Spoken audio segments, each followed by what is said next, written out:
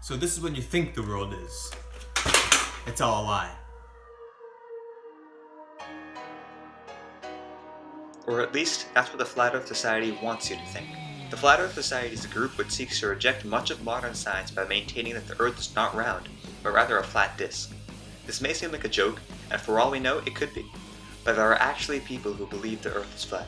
For example, here is a clip of street interviews being conducted by a flat earther. Do you believe you live on a globe? On a globe as in the world? Yes. Could I ask you, what's your number one proof that you believe that? Oh, I suppose, I don't know, it's just been ingrained in you, hasn't it? Yep. So, yeah. If I asked you if you could give me the number one proof that you live on a globe.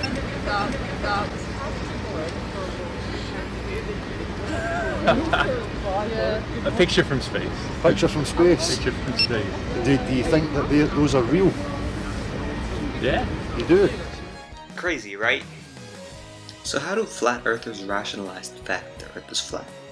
Well, believe it or not, they actually have a pretty extensive scientific theory. Firstly, to explain NASA photos like these that show a spherical Earth, flat earthers say Photoshop.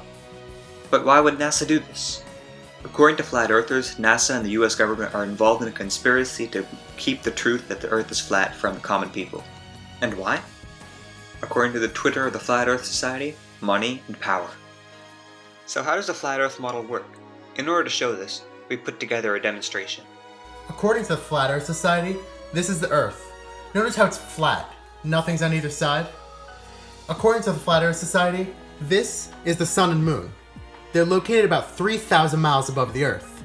And about 100 miles above that, the cosmos.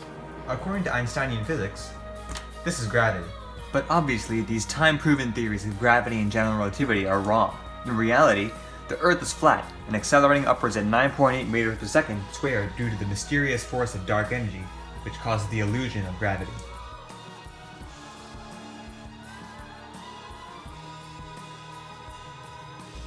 How does the Flat Earth Society think that the Earth is modeled? There is no unified flat Earth model, but the most commonly accepted one is that it's more or less a disk, with a ring of something to hold it in the water. But the height and substance of that, no one is absolutely sure. But most people think it's mountainous, with snow and ice. What do you think of the pictures taken from space that show around Earth? Look at what special effects are capable of. You can produce any photograph, any video. I don't think there is solid proof.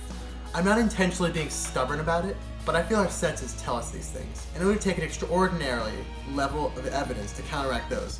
How many people have actually investigated it? Have you? Do you have any last things you want to say? I haven't taken this position just to be difficult. To look around, the world does appear to be flat, so I think it's incumbent on others to prove decisively that it isn't. And I don't think that it's a burden of proof that hasn't been met yet.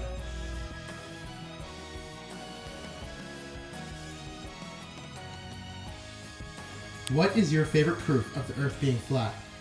Probably my favorite proof is not what most people would expect. If you want to find the garden reality stuff of go find the curve, and you can't find it anywhere, and that's what everybody is pointing to.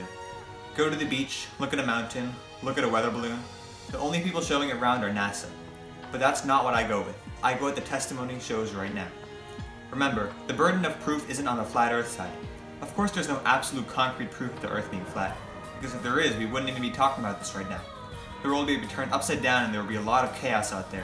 So, what I'm looking at are those testimony shows that I'm doing over the last 6 to 8 months, when there are all these people coming forward who are just about from all branches of the armed forces, pilots and engineers, and subject matter area experts, and just about everything. About 17 so far, and they've all said the same thing, that they have gone in line with their stories, that there's something wrong.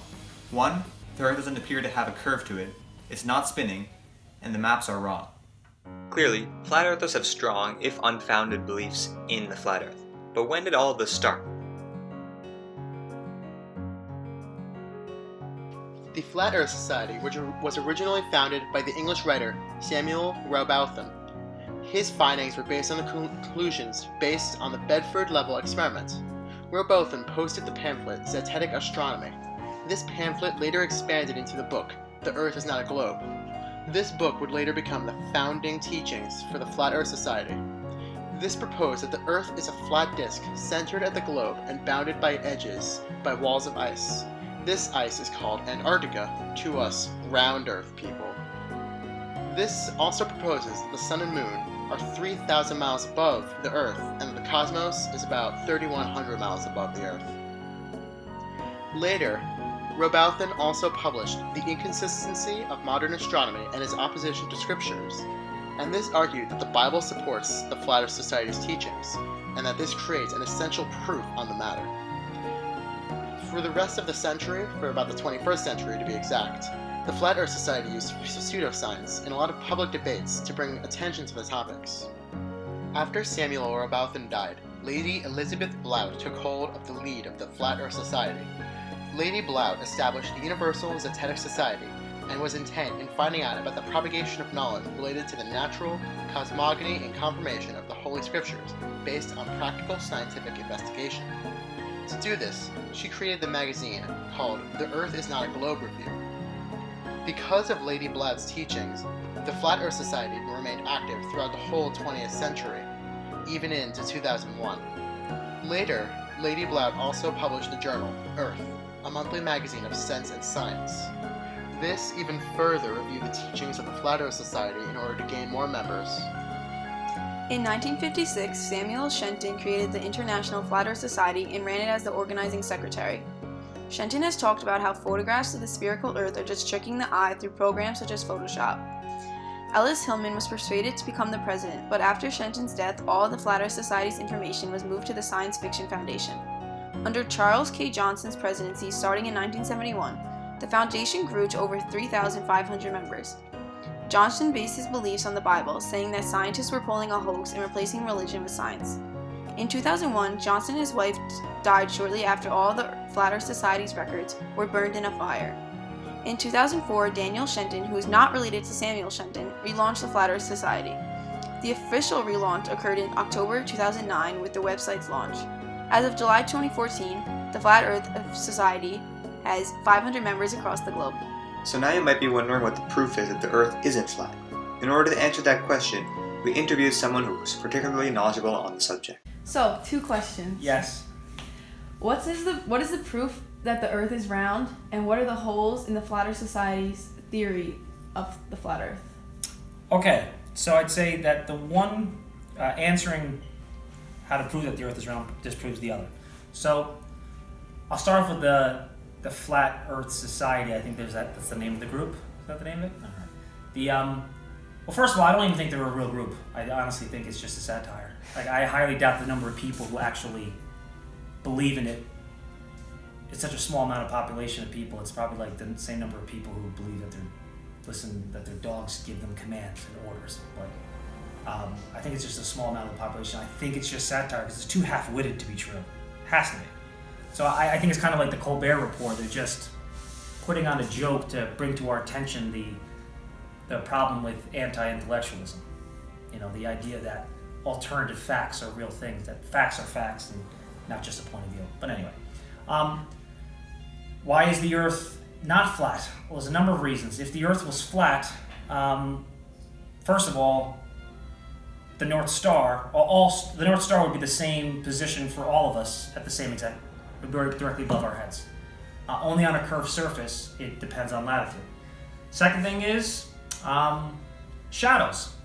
The way shadows fall on a curved surface, they change. So if you're here and somebody is here, and you record the shadow lengths at the same time of the year, you'll get 2 different distances. On a flat surface, we would have the same shadow length. Third thing is, if the Earth was flat, you would have, it would be like it's like ambient light. It's like going to a drama performance. I'm not under the spotlight, but I can see the light. I can see its ambient light from the distance. So if that's the case, then if the Earth was flat, I could look here in the darkness and see the light across if I had a powerful enough telescope.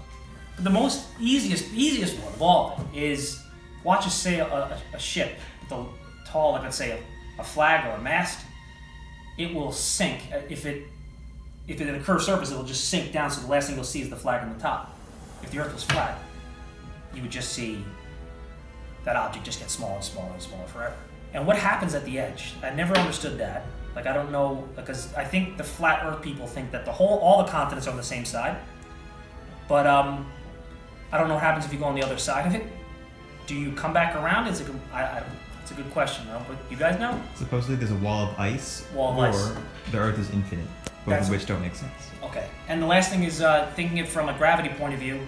If the Earth was completely flat, your gravity would change as you went across the surface, because the gravity would be the greatest here at the center. Actually, no, I think at the North Pole you wouldn't have any gravity, so you could float at the North Pole. That would be cool. That would be really exciting. You could just go to the North Pole and visit it, and you would float probably. There'd be no gravity there. But everywhere else, as you moved away from it, your gravity would get less.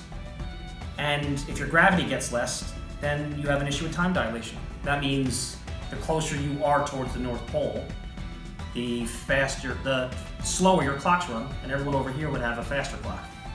So it doesn't make any sense. That is the end of my presentation. I don't know. Do you have any other questions? Although the Flat Earth Society explains many natural phenomena, it has many prominent holes in its theory.